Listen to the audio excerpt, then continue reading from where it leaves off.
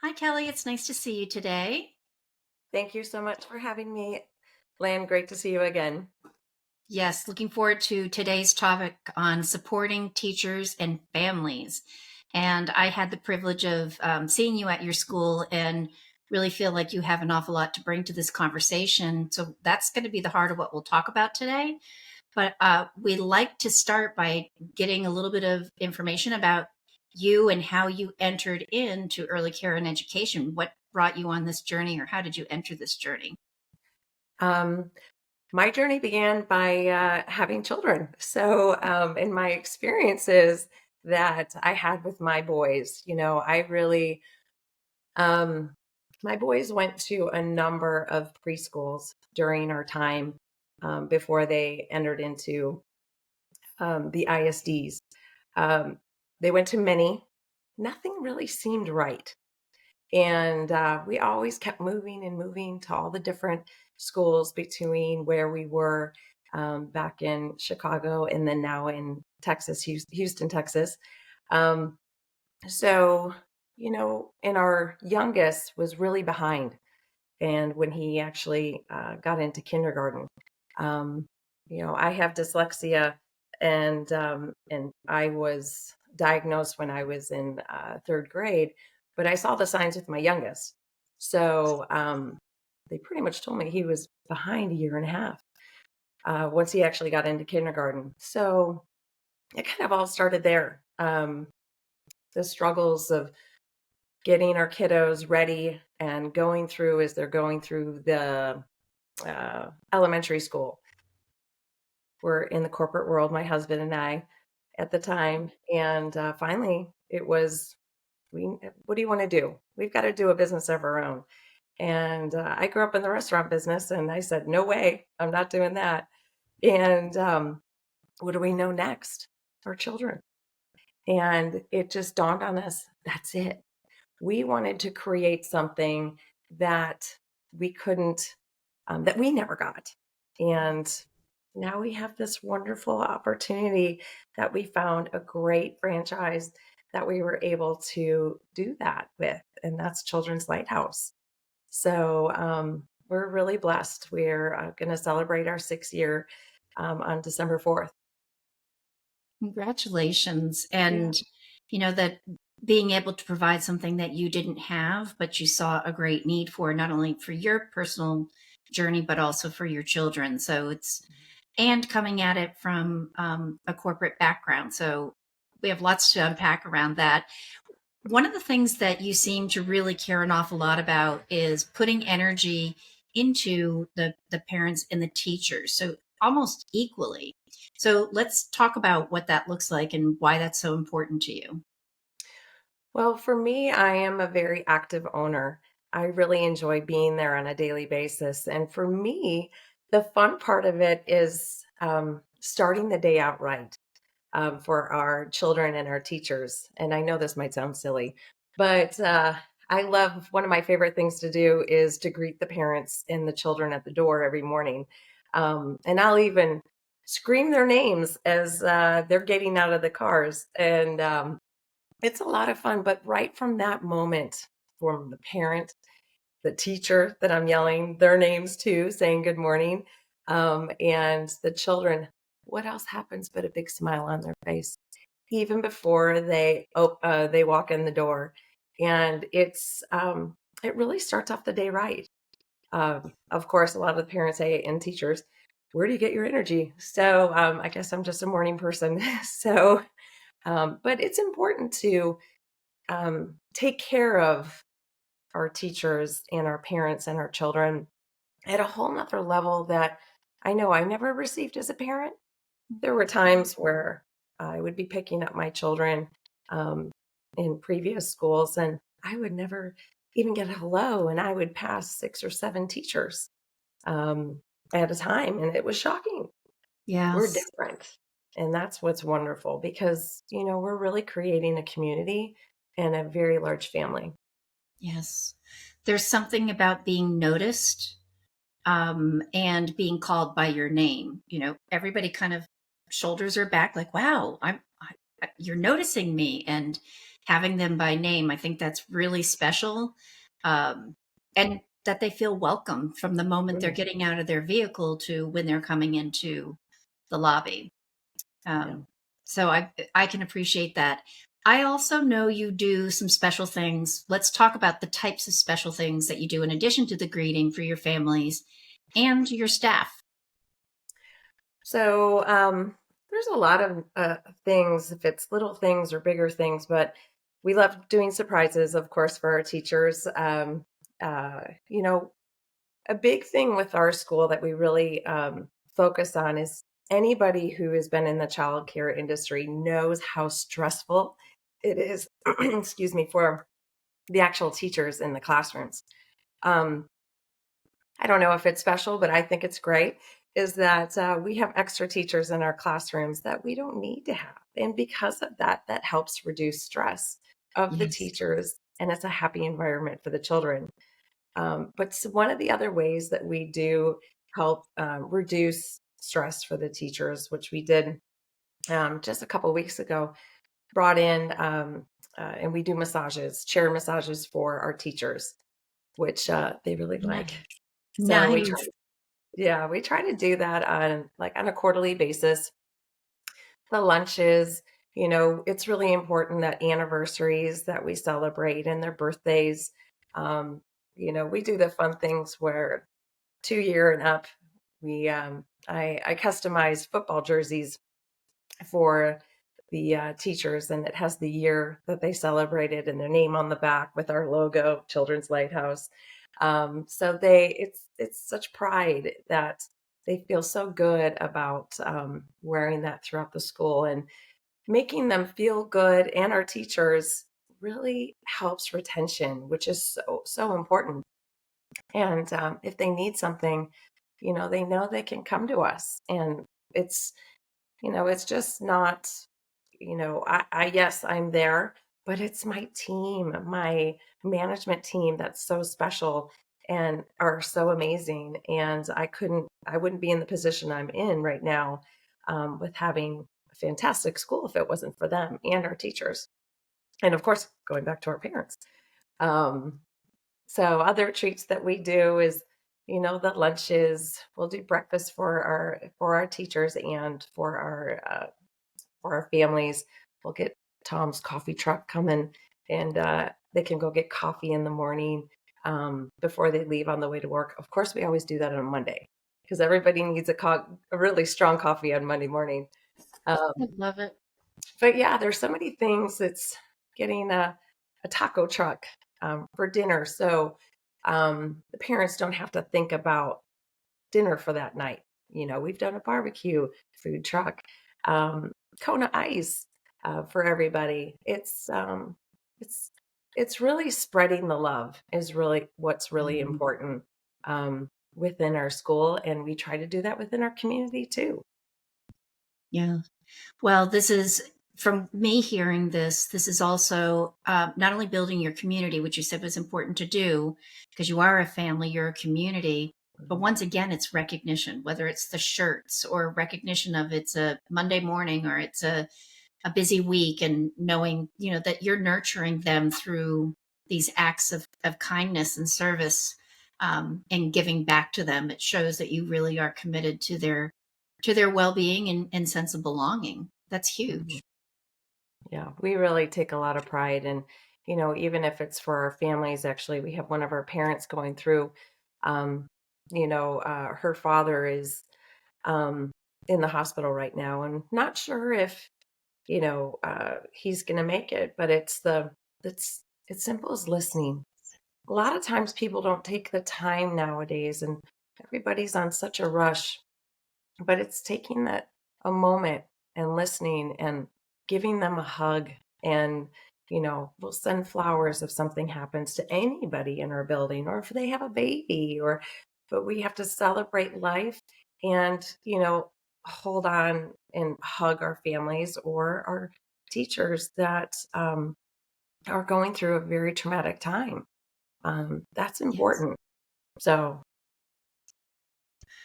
It's a form of customer service too, mm, because you take the time, like you were saying, in and an experience for you as as a parent coming into the school and passing 2, 4, 5, however many people, and not really being acknowledged, um, that doesn't make you feel special or valued. And so, is customer service language that you talk about as part of your culture? Most definitely. It's that's of course definitely a big training that we have with our teachers as we do monthly trainings with them. Um, it's how do you want to be treated? You know, the old saying is Mhm. treat others how you want to be treated. And that's the same thing Yes, that goes hand in hand with our children, to our teachers, to our parents.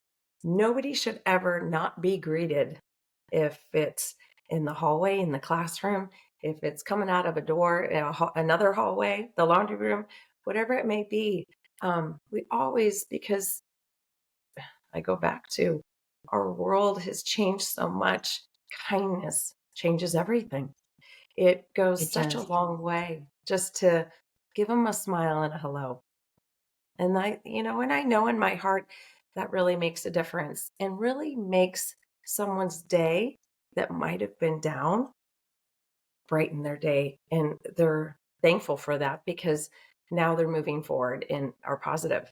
And I see that with our teachers a lot too, because they have a lot going on, especially some of our younger ones.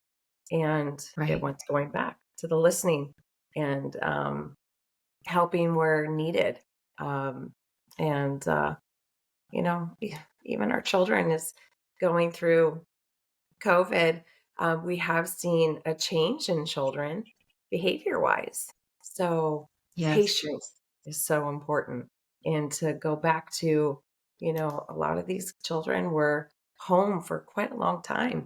Um, and some were just given an iPad if something went wrong, or a behavior issue. That was you know, this is what you need to do to be quiet. Yes. So for now, there's behaviors, and then we are the ones, and our teachers and our staff are the ones that are really getting our kiddos back into the stream of things and um, Mhm. taking care of others.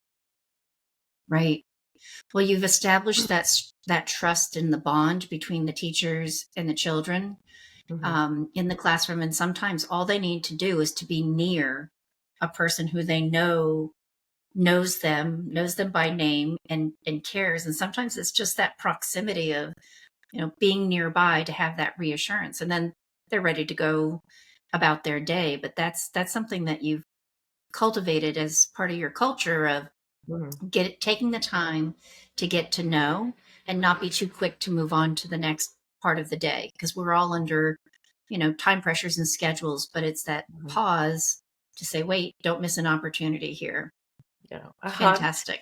goes a long way, no matter who you are. Yes. If it's a child, a parent, a teacher, my team, it's just, I always say hands are for hugs, not hitting. Yeah.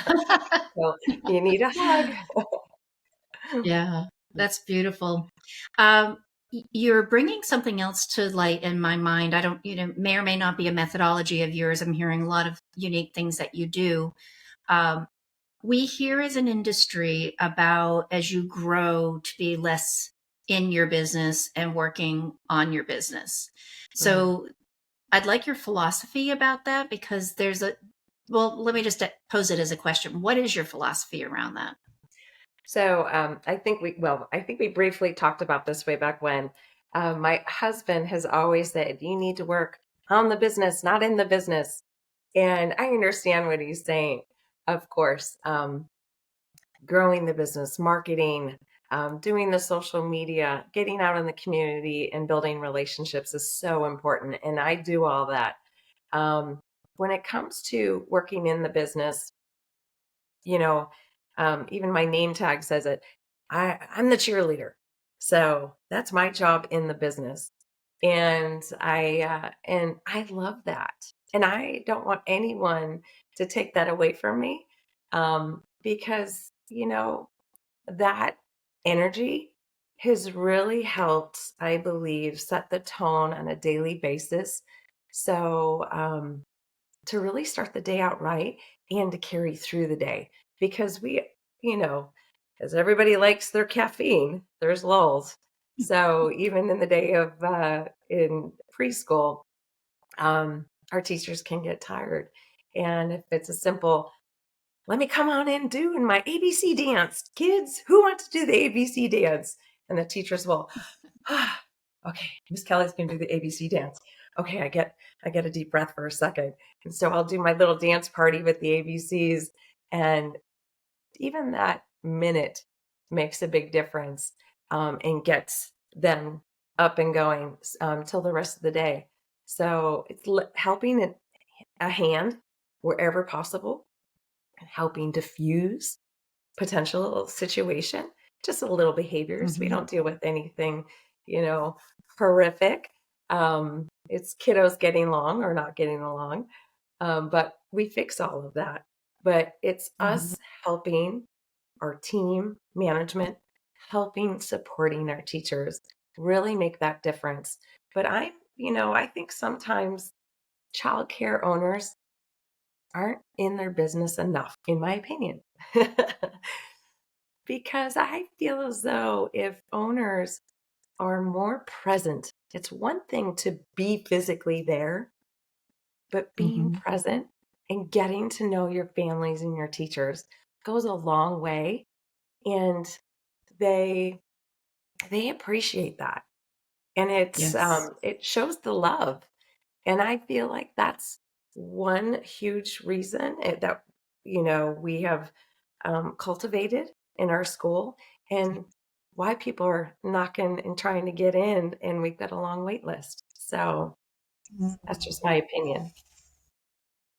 Well, what I'm also hearing you say is the fact that your name tag says cheerleader, you've established yourself with the energy, you're available, as Mm, opposed to sometimes it's perceived of, oh, the boss is here.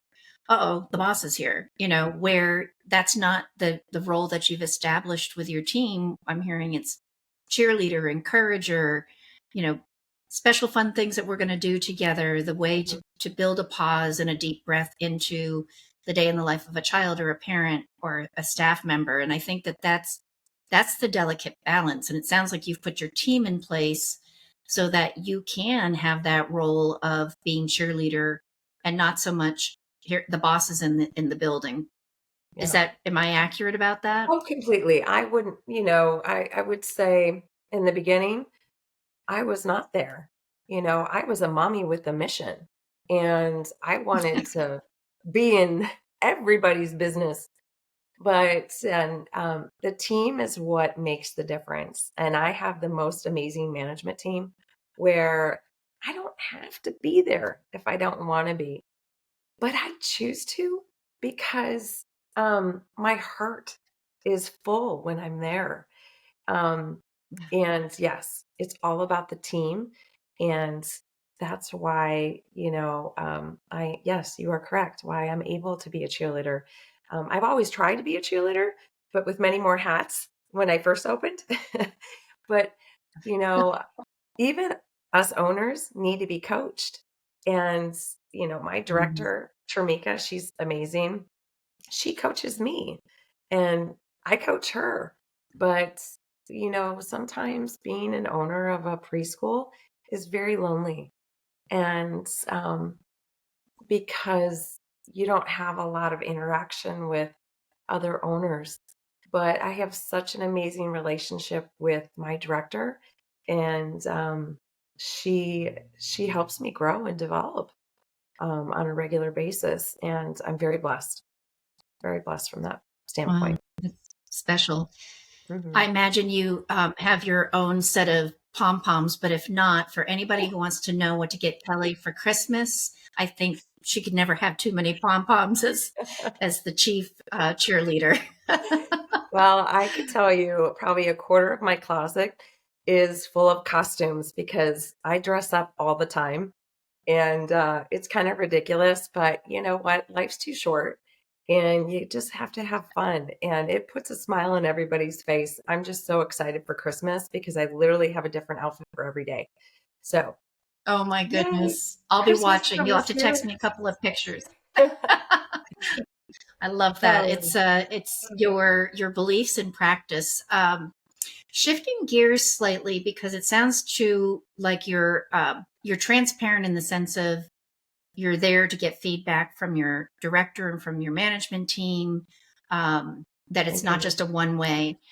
And on that subject of transparency, you make sure that both parents, whether they're in the building or the staff, that they know what's happening in your school. Can you talk about what that looks like in practice?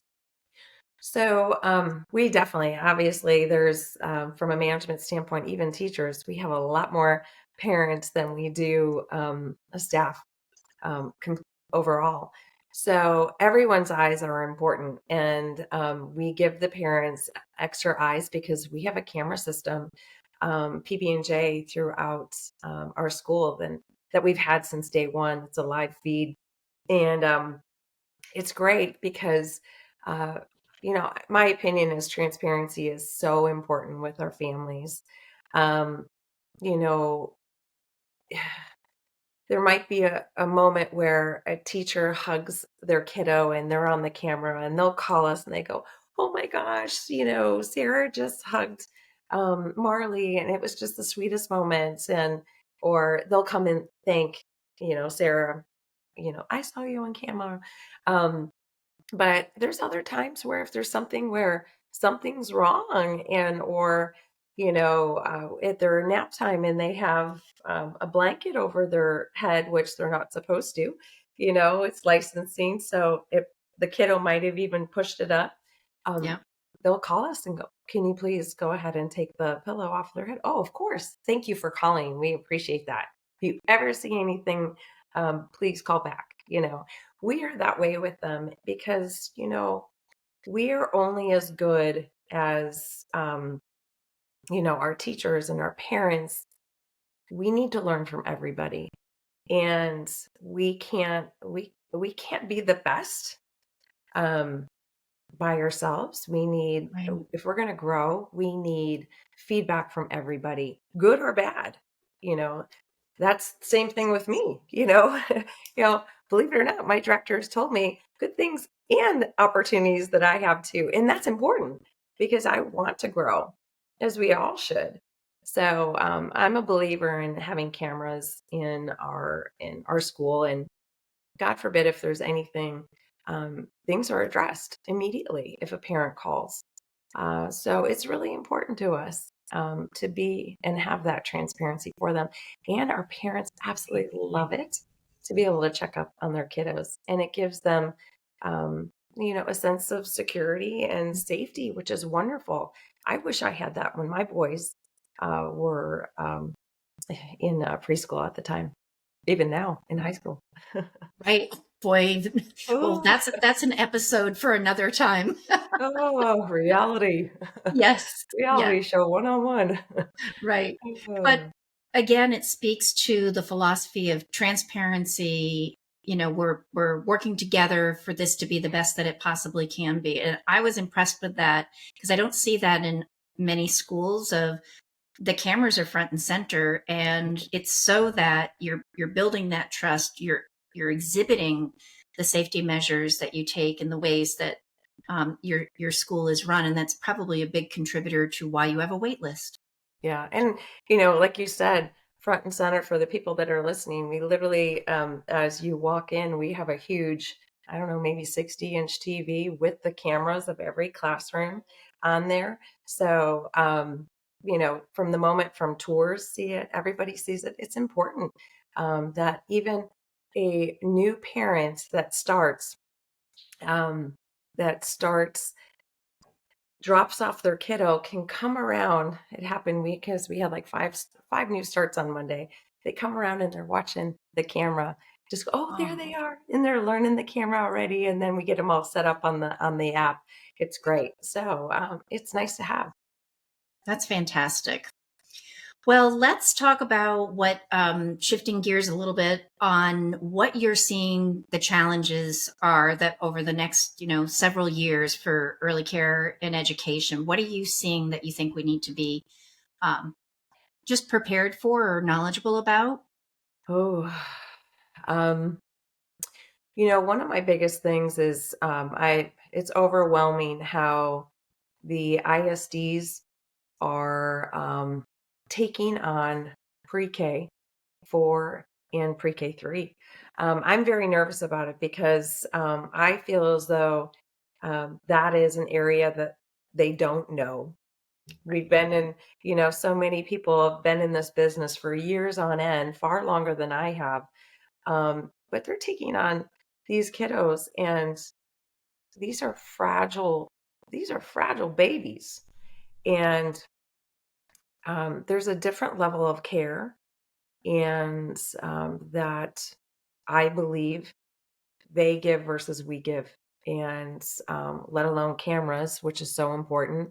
Right. Um, we've had actually a number of families go into the ISD, actually came back to us I because of don't the doubt level it. of care. Yeah. And I'm worried about that. I'm worried about the level of teachers. Definitely. I would say there's a level of, there is a shortage. Um, and that scares me. So that's why it's so important when we find our teachers and we love and hug on them, and we spoil and we pay them well, definitely.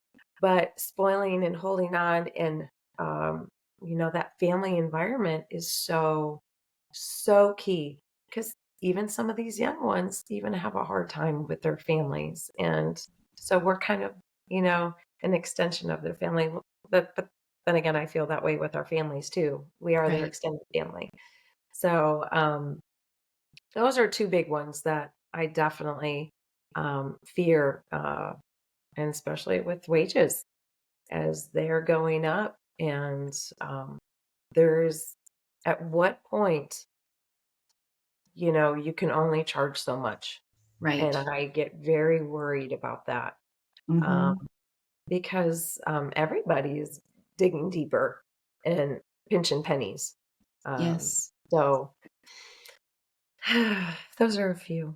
But those are realities. And not everybody knows the term ISD. I mean, Schools. sometimes public school Elementary system, schools, but sorry. yeah, go ahead and just define that in case Yeah, anybody just the doesn't. elementary schools, as they are taking on 3-year-olds and 4-year-olds. And they're Yeah. still potty training. Believe it Right. or not, they are. Of course. COVID threw them back 2 years. Right. Right. I don't doubt it that they come back. I think that's a trend also for, private care providers that some may say, well, I can save some money by doing the public school, but they may not see their child thriving and come back to that community. And back to your point about the staff, it's not. I'm hearing it's not always about how much they're being paid, because you're talking 25, 50 cents, a dollar, whatever the incremental difference is. But when the day is done, it's, do I belong? Am I Mhm, part of a family? Do I matter to the place where I show up?